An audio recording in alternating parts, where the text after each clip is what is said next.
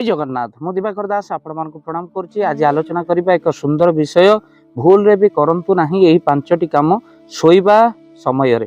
आपण केबे भी शोइबा समय रे केबे भी निजर केश को खोला करी केबे भी शुअंतु नाही काहेकि ना एहा द्वारा आपणकर घरे अलक्ष्मी प्रवेश करे अनेक नकारात्मक संकेत मध्य देखा जाए।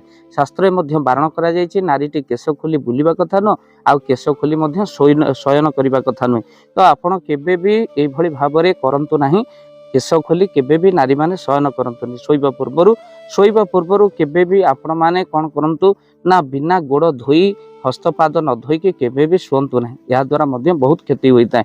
तो निश्चिंत भाव में ए भूल करंतु नहीं बिना गोड़ धोई हाथ न धोई आपण शुअंतु नाही। तो सहित आपण मनी पर्स को केबे बा पैसा को केबे गद्दी तले मुंड तले तकिया तले देके शुअंतु नाही। ए भूल मध्य करंतु नाही।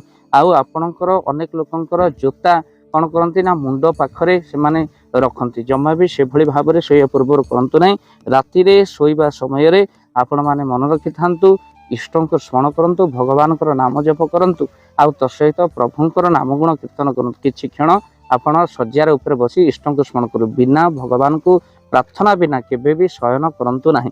ए भली भाव में आपण निश्चिंत भाव में मानिबे आउ तसहित केबे भी आपण माने मन रखि थांतु राति रे शोइबा समय रे आपण माने केबे भी कौन करेंगे ना क्या सहित कलह करी झगड़ा करी एभली भाव में शयन करंतु नाही बरम क्षमा प्रार्थना करके आपण शयन करंतु कहीं द्वारा आपण को अशुभ संकेत देखा जाता है। अनेक लोग कली झगड़ा कर रात्रि नहीं ता समाधान किभली भाव हम से कथा चेष्टा करंतु आउ तसहित शोइबा समय आपण कौन करना अत्यधिक गरिष्ठ खाद्य खाई केबे भी शयन करंतु नाही।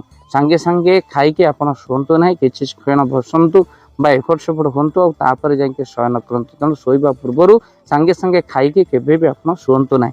ये जो कथा गुड़िक आप निश्चिंत मानिले आपंकर बहुत लाभ हम। शोइबा समय कहतु ना यही सब भूल निश्चिंत वीडियो को बहुमात्रा शेयर करूँ और चैनल रे जदि नुआ चैनल को निश्चिंत भाव में सब्सक्राइब करूँ।